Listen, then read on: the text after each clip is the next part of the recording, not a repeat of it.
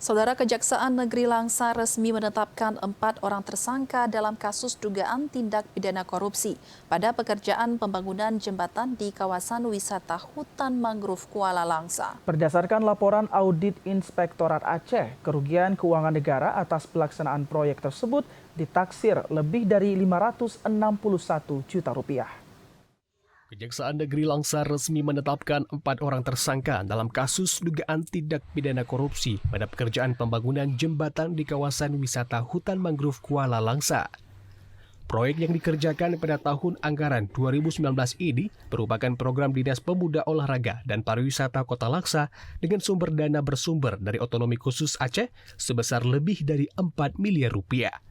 Kepala Kejaksaan Negeri Langsa Efrianto mengungkapkan, 4 tersangka yang telah ditetapkan masing-masing berinisial BP selaku pejabat pembuat komitmen atau PPK, TNF sebagai penyedia jasa, RC sebagai konsultan perencana dan S sebagai konsultan pengawas. Hasil pemeriksaan fisik, volume, dan mutu di lapangan serta pengujian di laboratorium menunjukkan sejumlah item pekerjaan tidak sesuai dengan spesifikasi teknis dan kontrak kerja. Berdasarkan laporan audit Inspektorat Aceh, kerugian keuangan negara atas pelaksanaan proyek ini ditaksir sebesar 561 juta rupiah lebih. 4 orang tersangka sebagai berikut.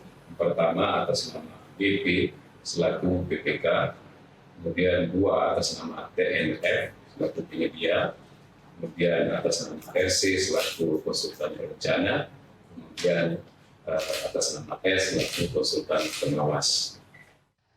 Hingga kini penyidikan masih terus berlangsung dan Kejari Langsa berkomitmen menuntaskan kasus ini sesuai prosedur hukum yang berlaku. Dari Langsa, Mulyadi, TV Raca melaporkan.